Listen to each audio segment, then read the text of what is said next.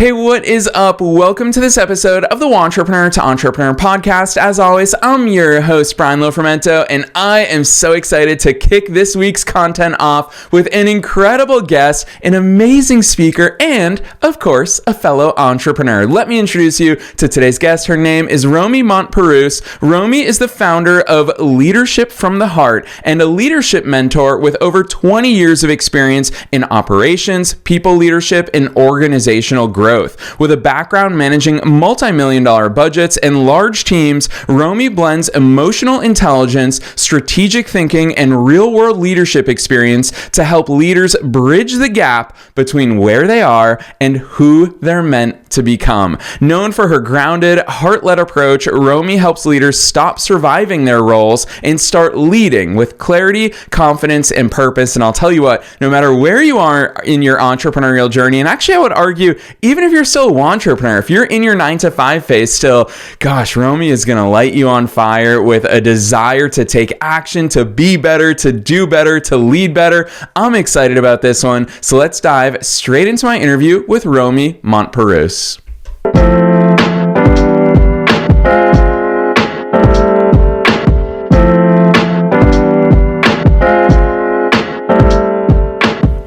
All right, Romy, I am so very excited that you're here with us today. First things first, welcome to the show. Thanks, Brian. Happy to be here for sure. Heck yes. Oh gosh, I'm excited to dive into the good stuff, but I'm going to throw the mic right back to you, put the spotlight on you, take us beyond the bio. Who's Romy? How'd you start doing all these cool things? Yeah, so I would say that I started, I was a regular warehouse worker over 20 years ago. And, my mentor, who wasn't my mentor at the time, saw something in me that I didn't even know really existed. And he saw a leader in me and kind of extracted a little bit by little bit out of me. And I started to see the magic of leadership and how impactful it can be, not only on the work, but like in people's lives outside of work. And I started to really dig into leadership, period. I started reading all the books and studying leadership and really studying the psychology of people and understanding, a better set of what people need, what people want, how do they thrive.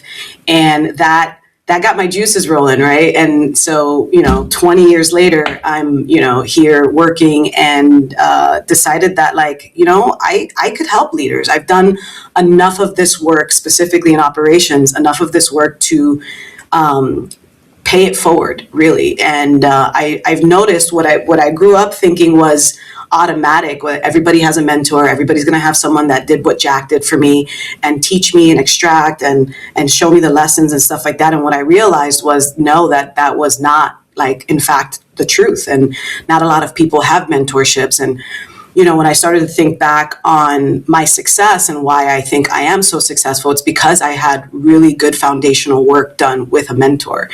And so in my efforts to do that for other people, I started, a business to say hey, I know that you may be in the dark, new leader, but you don't have to be.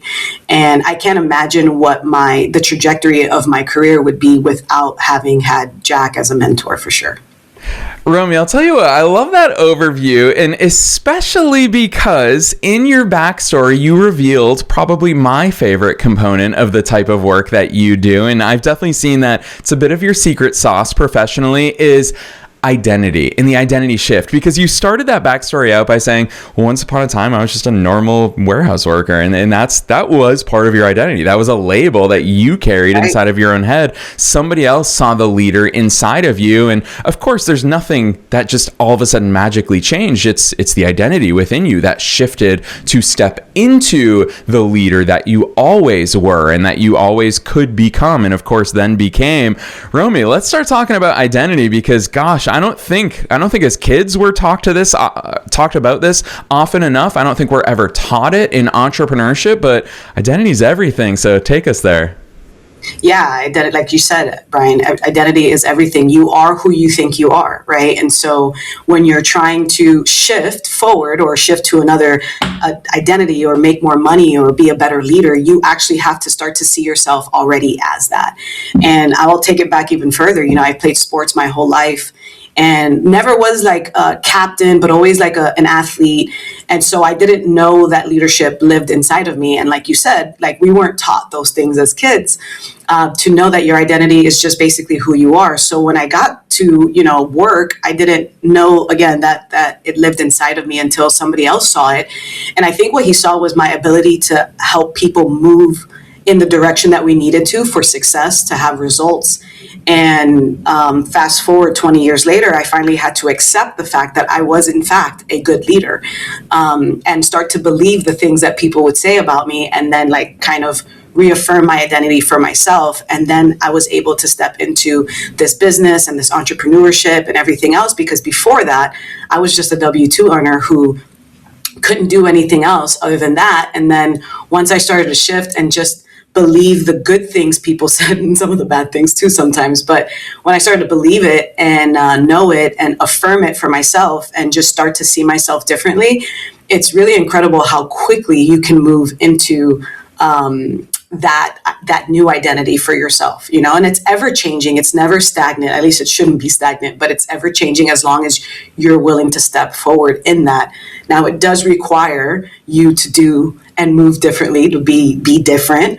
However, if you're going after a goal or you're going to achieve something, then I think it's worth the shift. It's worth the move. It's worth letting your old identity go to obtain this new one. Yeah, I love that, especially because your work, going as deep as I have leading up to today's conversation, what really stands out to me is you don't just talk about these things, you actually help people take the tangible steps, the real action in order to do that. And obviously people have heard in personal development circles and entrepreneurial circles where people talk about identity shifts and changing that. But Romy, very few people guide us in the work that needs to be done to achieve that. So what do those steps look like, especially when it feels like this soft thing, like my identity? Do I just tell myself all of a sudden, oh, I'm an entrepreneur, and all of a sudden I am? Take us to the actual tangible steps. Yeah. And so the first thing I love, let me take it a little further back, is the first thing that I noticed was that I was reenacting what I saw success look like in other leaders.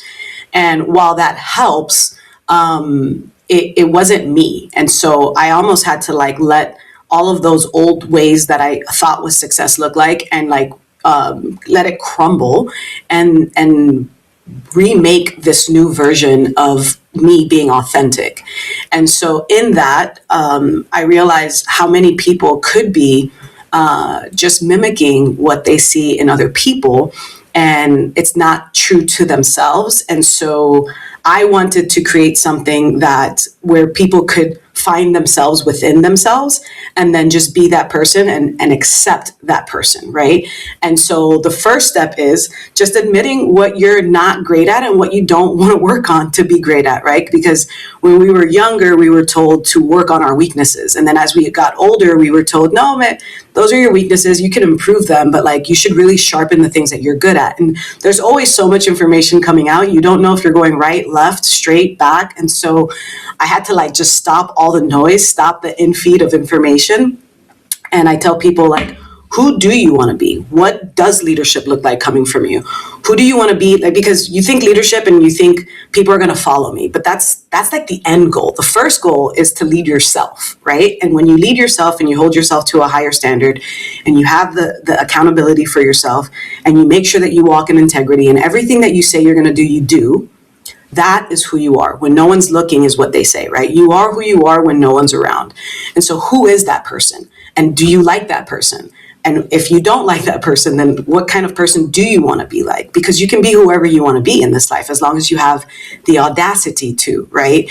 And so I like for people to, one, think through who they want to be. And then I put them through a couple of assessments to help confirm those things, right? So all the personality tests, the Briggs, the DISC assessment, all the things, right? And all that does is continue to like funnel in who you actually are and what you're good at. And so when I started to take all those tests, and it just said like, you're a good communicator, and you could do this well, and you do that well, and you help move the crowd, and you are able to like speak on the fly and all these things. I took all the tests, and they kept reaffirming that. I was just like, oh, so this is my zone of genius. Like, this is what I'm actually good at.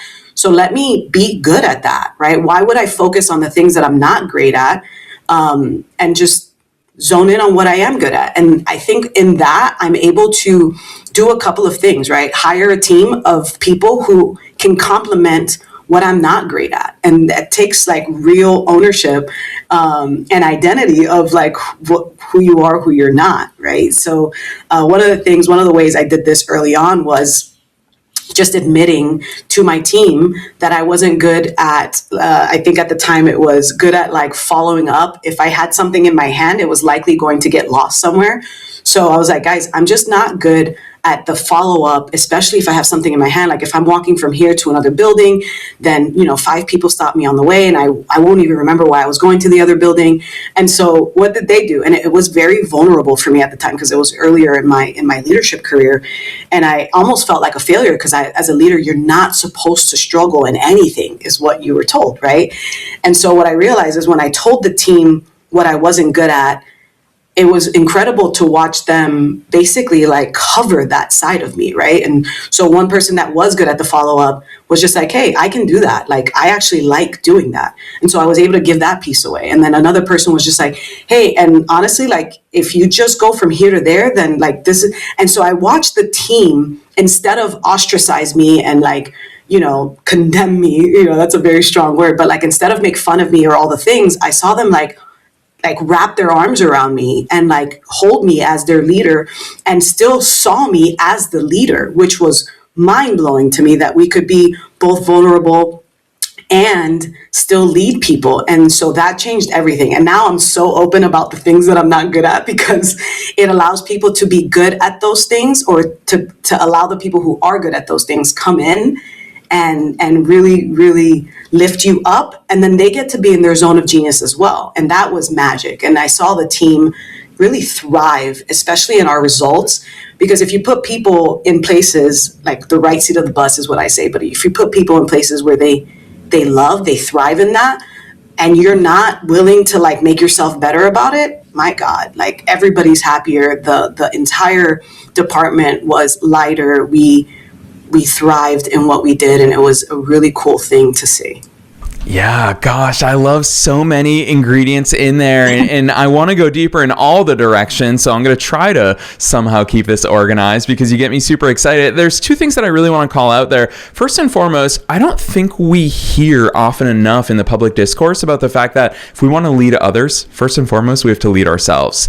And I think that is a subject area in and of itself worth studying and exploring and going deep into. But the second, and I think we've all experienced this, Romy, what you called out is others see things in us that we find so hard to believe about ourselves. And that's that gap that obviously we have to narrow so that we can step into the highest version of ourselves. It's amazing. As someone who I'm easily excitable, so I love finding the awesome in people, and I often call it out. I can't tell you the number of times that I'll sing someone's praises and they'll say, nah, you're just being nice. Like, there's no way that's true about me. And I think to myself, how can you not see it? Like, you are a shining star in so many different ways. And Romy, I'm going to use a very silly example here because I trust that you're going to take us deeper in a very meaningful way. I think back to when I was a kid. So my sister's a veterinarian. She's always been the horse girl. She's always been at horse camp. She's always ridden horses. Romy, I was terrified of horses throughout all of childhood. And it's so funny because guess what? Horses would react to that. And my sister would always say to me, Brian, you can't be afraid around them because they know if you are. They can sense that. So Romy, going to my sister's horseback riding lessons, I would hype myself up. I'd say, I'm not afraid of horses. I'm not afraid of horses. And I would try to get myself to believe it. Of course, it's no good if I don't actually believe it. And the horses picked up on that right away. What do we do with all this stuff? Because it's not enough to say it. It's not enough to do the work. I don't know what that switch is that all of a sudden makes us believe it. How do we navigate that? So if I were coaching you, I would say to first accept the fact that you're afraid of horses, and that's okay, right? Because bad things could happen if you're on a horse. Whatever story you're telling yourself why you're afraid, right? We would talk about why you're afraid of it. And then we would bring a little bit of truth in, like, I'm afraid of falling. Is that true? Yeah, actually, that could happen, right? And what's the likeliness of it happening? And allow yourself to what I find is if you just say the story out loud long enough, then you almost talk yourself into or out of anything, right? So we usually use this in a very negative way. we say, I want to start this business. And then the immediate next thought of is, it's not going to work. Nobody's going to buy it. Da, da, da. And we pull that thread is what I call, and we pull it in the wrong direction. But what if we did the opposite, right? Like, what if we said, I want to start this business, and we started to say, well, it could happen that nobody could buy it. It could happen that I'm not successful. All of those things I could look like a failure. And then we could say, but what if somebody does buy it, and pull the other thread in the other direction and just accept where you are? I find that the suffering of people is usually when there's a gap between, where they are and where they want to be. And so in that middle, there's all this suffering unless you can just say, I am where I am. And that's okay. And so we would talk about your fears of the horse before you even got to the horse. Visualize it, understand, see the horse, talk to the horse, let the horse know, like, hey, I'm scared of you, but I also have the courage right now to pet you, to ride you, to just get up and get back off, right? It's almost like exposure therapy, little by little, to say, just so you can believe that it's no longer a threat. It is a threat right now, and that's very real for you. And the goal in that is just to keep saying, okay, well, that could be true. Is that the reality you want to choose, or do you want to choose another reality? Because there's so many that exist. And so we would just walk through that until you felt comfortable enough to trust, because what's lacking is trust, in yourself and the horse and so many other things, right? Because it's just a mirror. And then we would go deeper into that until you were able to either ride the horse, or, Brian, what I love the most, it is not even that you have to ride the horse. It's not even that you have to be unafraid of the horse. It's just in your mind that there's this whole story that's concocted, and let's just uncover why that is. And what I find 9 times out of 10 with people is that once they're no longer afraid, they don't even care if they ride it or don't ride it, because I'm not scared anymore. And that was the goal. Oh, yeah, it's so true. And really, you make me think of, I don't know how I've never said this word publicly anywhere before, but I saw it in someone's Instagram caption probably 5 years ago. And that's how long it's lived in my head rent free, is pronoia. We all know what paranoia is, but pronoia is this belief that everything is working in our favor. And Romy, I love that quote of, we don't see things as they are, we see things as we are. And all my friends laugh at me because put me in any situation and I'll be like, oh my gosh, that's so cool. Like, there's this opportunity to do that. It's just the lens through which I see the world. Romy, oftentimes, 2 things I want to call out here. Oftentimes, I attribute it to the fact that I started my first business when I was 19. I was so naive that I didn't even see the bad things that I should have. I was just, I had that pronoia. I was convinced that everybody wanted to help me because I was a college kid and I was young, and I definitely played that to my advantage. And then the second thing that I'll call out is, oftentimes I hear people say, well, yeah, that's easy for you because that's just the way you are. People chalk it up to this magical thing that we were born with. Romy, what's your response to that? Because you've seen people work through these things. I'd love to hear your perspective on it. Yeah, it goes back to what you said before, right? It is your identity. And so, yeah, Brian, it's nice for you to be, so optimistic because that's just the way you are. And I kind of tell people, well, you can choose to be that too if you wanted to. And then they would go on this long tangent story of why they couldn't. And then I say, well, you can also just keep that story. That's an option too, right? And so what I think people don't realize is how much choice they have and how much agency over their life they have.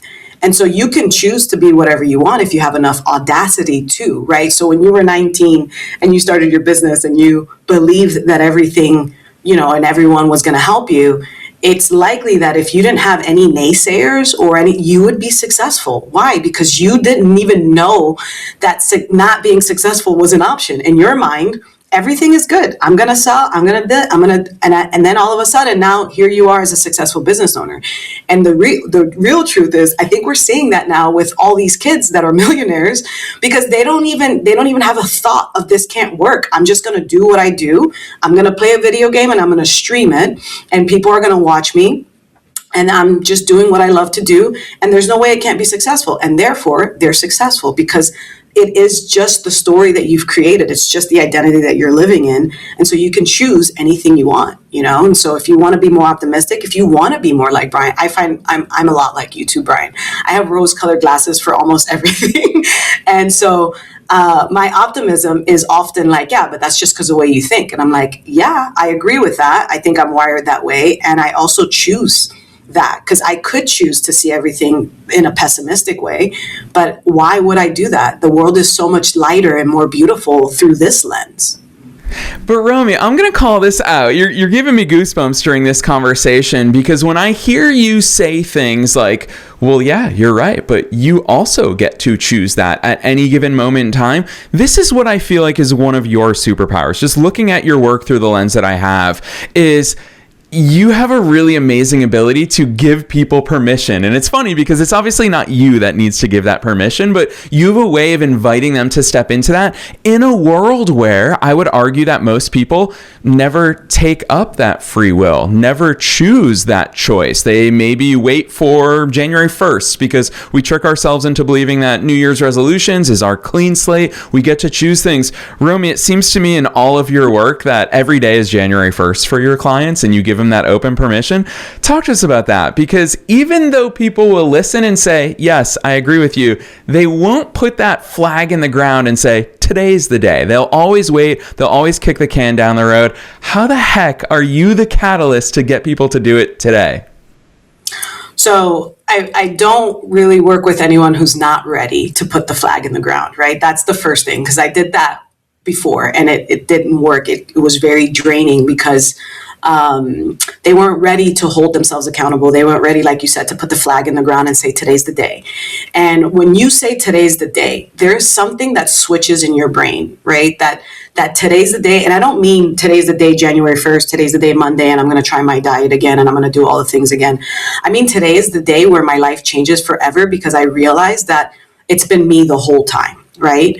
And so the screening process of working with me one-on-one is a little, tedious, some would say, but it's because I want to make sure that you're in the mindset that is ready to stop asking for permission and start going to get the thing, And permission is something that I talk about a lot, because I feel like a lot of people, including myself, I don't want to pretend that I spent 20 years just charging forward. I waited for permission a lot up until like the last couple of years, where I wouldn't even go for a role unless somebody said, hey, this one's good for you, right? So imagine that. I wouldn't even explore the fact that I wanted to climb this ladder unless somebody came and tapped me on the shoulder to say, hey, this one would fit you.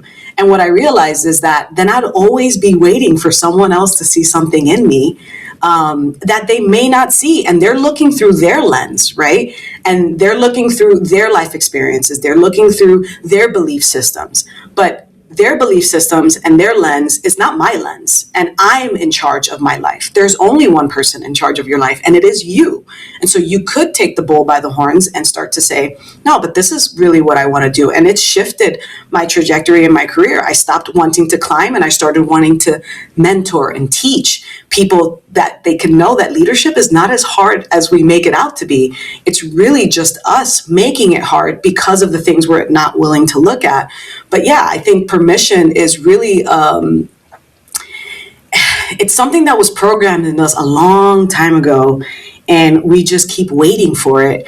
But what we find in my most successful people is they stop waiting. And once you stop waiting and you realize that all the barriers you had up were fake, then other things happen, right? That we have to talk through in depth, because then you start to realize oh, this is all in my head. And I'm like, yes, this was all in your head. And mine too. There are still things, limiting beliefs that I have to constantly challenge myself. Is that actually true? Or is that just a story that I'm telling myself to keep myself comfortable, right? And so I don't work with people who aren't ready to get uncomfortable, because we're going to get uncomfortable. You're going to stand on the ledge or on the edge of yourself, is what I like to say, so that you can see over the cliff and we can see just how far and vast we can actually get to. Yes, Romy, I love the fact that you just straight up called it out. You're like, yeah, those things are fake. You didn't massage words there. So many of these arbitrary rules are fake. And I think it starts really young. From, 12 years of our lives, we had to ask a teacher if we could go to the bathroom. And so few people realize. I remember when I was writing the book, Wantrepreneur to Entrepreneur, in 2015, which obviously sparked the launch of this podcast. Romy, so many people would ask me, what are you writing? And I would say, a book about entrepreneurship with everything I've learned since I was 19. And people would say, there's already a bunch of entrepreneurial books. And my only retort, again, I was young and naive, was, well, yeah, but nobody's ever written it the way that I can write it, and I can't write it the way somebody else can write it. So I love this sense of self, and it's shown up so much in our conversation today. A lot of people, seeing that this episode is going to be about leadership, are probably thinking, Romy, Brian, isn't leadership about dealing with others? Don't we need to talk about how we communicate with others and all of those other things? Why this sense of self? And I feel like it's part of it is in the spoiler alert of your company name, Leadership from the Heart. But talk to us about why this self stuff, this personal development, understanding ourselves, why is this so important, and how does it tie into that leadership? Yeah, it ties into leadership because who you are is who you're going to be at work as well, right? And so I'll use this, that's a less platonic phrase, but like, people can only love you as deep as they've gone with themselves, right? And so depending on what type of leader you want to be depends on how much you want to hold yourself accountable and how deep you want to go in your own healing journey and deep you want to look at everything. And then like almost instantaneously, it just becomes who you are, right? So if you're a person that holds yourself accountable, right, and you hold yourself with integrity, and I'm talking about pure integrity, pure accountability, it is no doubt that the people that you attract will have to step up to that level, that standard, right? So when you're not holding yourself accountable, when you're not living integrity, and you're always trying to get something, or you're always trying to finagle something, then the people below you, the people that follow you, are also going to do the same thing. And what you can find is those leaders are constantly running around, trying to put out those fires, trying to stop the noise, when all they really have to do is just change within themselves. And then as soon as you hold yourself to a new standard, you almost don't accept the BS anymore. And you just say, hey, that's not okay anymore. And then the person has agency to choose, well, I can either rise to that standard or I could leave. Either way, we're good, because I want a workplace that feels fun, that is fun, that we can talk about the things, I'm a big component of bringing everyone to the table and let's talk out loud. Let's say the things. Psychological safety, before it was psychological safety, was my thing, where, hey guys, we want to put everything out in the open. There's nothing to hide. If you don't like what someone is doing, say it, right? With love, with professionalism, all the things, but we should be okay saying that, because no matter if this is work or not, we have feelings. We're just humans. We're not robots, right? But you can't do that, Brian, if you haven't done that with yourself. You can't have someone look you in the eye and say, I don't really like the fact that you're doing this. I don't like, for me, an example was one of the leaders that worked for me was just like, I don't like the fact that when I walk into your office and I need some of your time, that you're multitasking. I would prefer if I had your undivided attention. And if I hadn't done the work, if I hadn't self-led, if I hadn't done all those things, guess what my response would be? Well, you just have to deal with it because I'm really good at multitasking. And, you're coming in unannounced and all this projection, right? Instead of saying, you know what? Thank you for calling that out. I appreciate that. You're probably right and I can do better. And that changed everything. So guess what? When she walks in, put my phone down, turn it upside down. If I'm on the computer, turn away, present, right? Because the truth is, I do think I'm a great multitasker, but that's not what matters, right? What matters is that she wants my undivided attention. And as a leader, I should give that to her, right? If I'm available with the capacity and all the other things. But yeah, why not? And so self-leadership is so that you can, one, not get as triggered, right? And then lead them through things like unemotional. And I feel like my leadership is very unemotional when it comes to tying my worth to what people think of me. And that's why you do the self-leadership work. Oh, yes. Romy, even hearing that, really, I know that so much of the story that you just shared with us is about your state of mind and presence as a leader. But also what I hear as someone who's been an entrepreneur for 17 years now is, gosh, I want to create that environment where any of my team members feel comfortable calling me out, putting me on blast and saying, Brian, I'd prefer if you didn't do this. Holy cow, that is leadership on display right there in that story. So, Romy, you've been a wealth of knowledge, and I knew that time would fly by with you, but I am going to put you on the spot. I'm actually going to put you on the spot 2 more times, one of which is with the question that I ask at the end of every episode, and that is, what's your best piece of advice for listeners? Knowing that we're being listened to by both wantrepreneurs and entrepreneurs, and knowing that you're one of us, you're a fellow entrepreneur, what's that one thing that you want to leave them with? one thing that I would want to leave your listeners with is to get really curious. I'm going to say two things. Sorry. Get really curious about who you are and who you want to be. So that's self-awareness and curiosity. I find that that's the right mix of intelligence. And then the second thing, which should have been the first thing, but it is stop waiting for permission. No, there is no one to ask permission from. If you need to write yourself a permission slip and to sign it yourself and to give yourself permission to live the life of your dreams, then do whatever you need to do. It doesn't matter how silly or dumb you think it is. Do whatever you need to do for you to believe that permission, that you needing permission is only in your head. It's only in your mind. It's only in your belief system.